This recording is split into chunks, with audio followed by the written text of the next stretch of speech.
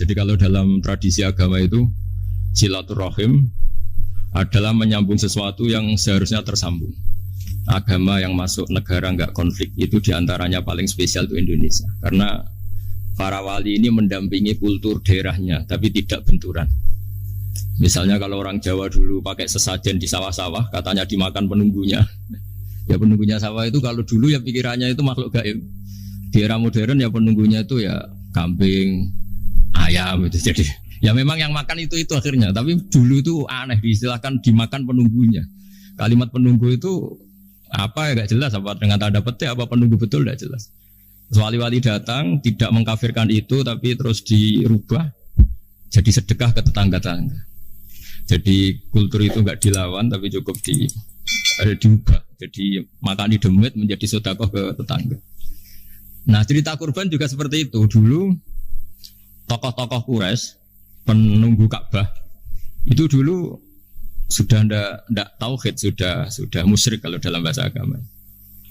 Itu di mana-mana termasuk kebutuhan pokok manusia itu kalau kumpul-kumpul itu makan-makan. Itu mulai dulu. Terus korbannya itu ya pasti perempuan mulai dulu. Jadi hanya bagian masak, boleh makan nanti ngenteni luwian itu, ngenteni bekas-bekasnya.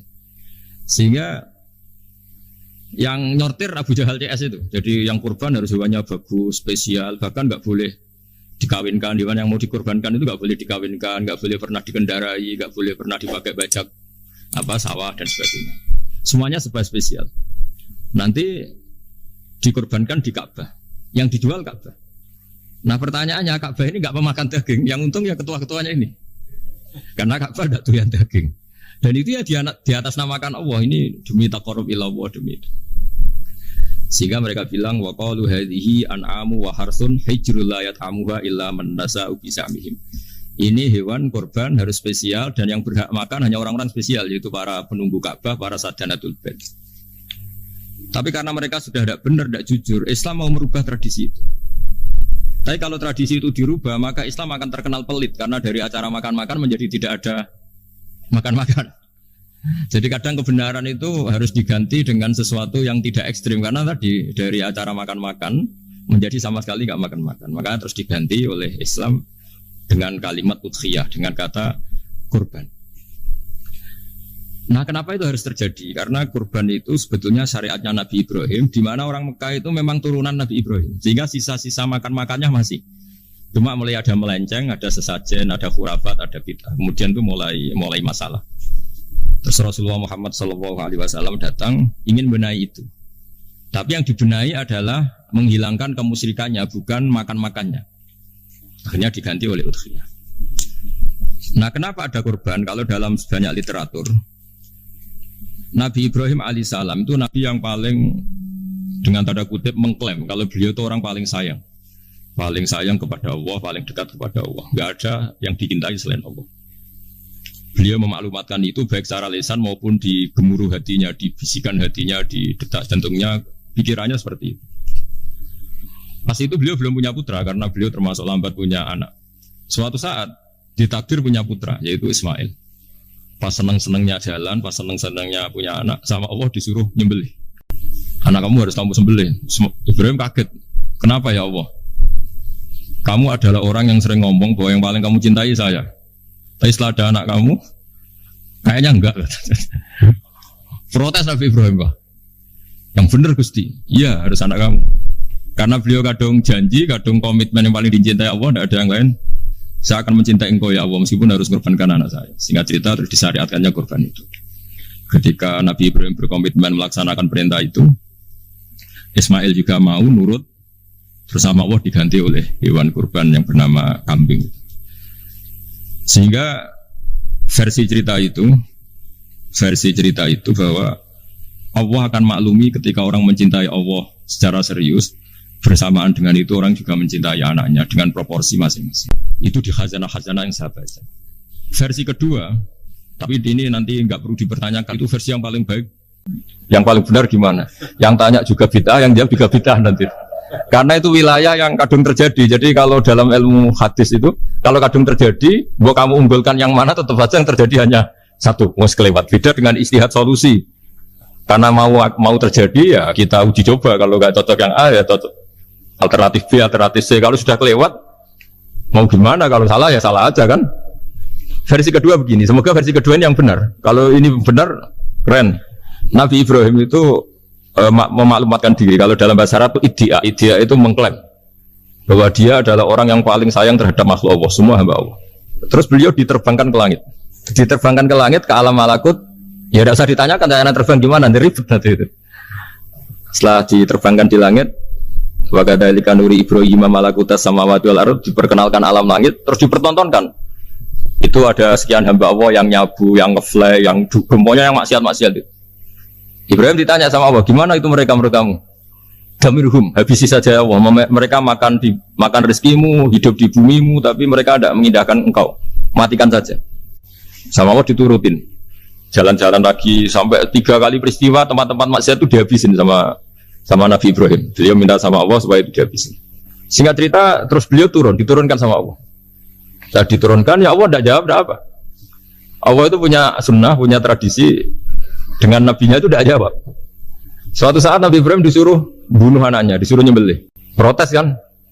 Buat samrotu fuadi. Ini kekasih saya, putra saya. Kenapa engkau nyuruh membunuh? Terus kata Allah, kamu tidak ingat di malam kamu saya mi'rajkan melihat hamba-hambaku, dan itu yang bikin aku, dan saya cinta sama mereka yang bikin saya. Kamu yang tidak saja minta dibunuh. Sekarang gantian saya yang minta, kamu tidak nurutin gitu. Kamu pas minta saya tidak tak pikir, langsung tak turutin. Kenapa saya yang sekarang minta kamu pikir gitu. Tapi buat samrotu fuadi, itu buah hati saya. Dan memangnya makhluk-makhluk itu makhluk siapa? Saya yang bikin, kamu yang tidak saja nyuruh bunuh. Nah semenjak itu jadi kearifan kita. Makanya ada guyonan di dunia kia itu, ada anak perempuan, kan nggak lazim ya, perempuan pakai GL Pro kalau dulu, mungkin sekarang pakai Ninja, pakai celana jin. Sopo, wong luput suwo. Siapa itu perempuan kok gitu? Lu ponakane jenengan, Mbah. Astagfirullah, muga-muga pangeran nyepuro. Jadi langsung rubah dari maksudkan menjadi ndak karena keluarga. Nah, jangan-jangan kebencian kita pada maksiat itu oke, kita wajib benci maksiat, tapi tetap ada catatannya. Plus yang maksiat itu tidak orang yang terkait dengan kita. Coba kalau yang maksiat itu orang yang terkait dengan kita, itu anak kita, ponakan kita, mungkin istri kita, paling mintanya ya Allah ampuni.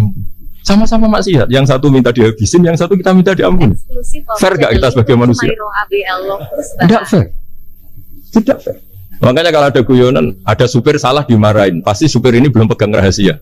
Tapi kalau sudah pegang kartu, si majikannya punya apalah gitu, simpanan gitu, wah ini pegang, berani marah gak? Jadi itu guyonan kiai. Makanya jadi manusia itu gak pernah adil sebenarnya. Makanya Allah pernah mensifati manusia itu wa kanal insanu zaluman jahula. Manusia itu sangat zalim dan sangat bodoh. Kalau misalnya jenengan tanya, orang soleh pun itu gimana? Orang soleh asal manusia tidak nabi, itu ya mesti ada zalimnya. Makanya kalau dalam kitab Hikam diterangkan, kitab Hikam itu kitab yang olah manusia. Itu menyebut begini, manusia itu siapa? Dijawab, manusia itu mangkanat mahasinuhu masawiyah. Orang yang ketika baik saja salah, apalagi ketika salah. Kita misalnya punya toko laris ya, doanya mustajab laris, pembelinya banyak, kualitasnya bagus. Pasti ada toko sekeliling yang megap-megap karena orang sekarang ke kamu kan itu. Sehingga orang supaya terus merasa salah. Robbana dzalamna anfusana. Meskipun kita sedang benar pun, saya termasuk kiai yang kalau ngelepas haji, mungkin yang haji itu mangkel. Karena saya tidak pernah muji-muji haji, meskipun saya melepas orang haji. Umumnya kiai kalau ada orang haji kan dilepas haji mabrur, tidak ada lain balasan kecuali surga. Saya itu karena pernah kecil, pernah dengerin masyarakat. Itu ngenes ketika si kiai pidato tadi ternyata ngenes. Ngenesnya seakan-akan surga itu hanya milik yang haji. Mana kaya kula sepudi Gus Ungkul ora kelar kaji.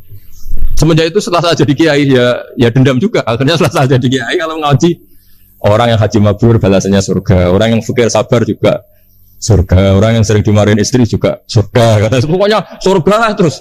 Sampai yang mau haji itu Gus gimana kok bahas kita kok sama dengan mereka? Ya karena saya ada ulama pesanan kata gitu. Jadi artinya gini. Ketika Anda muji ibadah haji, jangan kira yang ngenes tidak banyak, yang ngeluh juga banyak, karena mereka ada takdir gak mampu haji. Itu hebatnya Islam. Islam juga datang dengan solusi-solusi. Misalnya Jumatan itu hajinya orang miskin, orang yang ingat Allah mulai subuh sampai matahari terbit juga sama dengan umroh. Jadi karena tidak semua orang itu mampu haji. Jadi itu Islam. Nabi Ibrahim diperingatkan Allah bahwa tidak seperti itu cara mengelola hambaku. Nah, Islam ini kata Allah anit tabi' millata Ibrahim Hanifah. Referensinya Islam, mentornya Islam itu Nabi Ibrahim.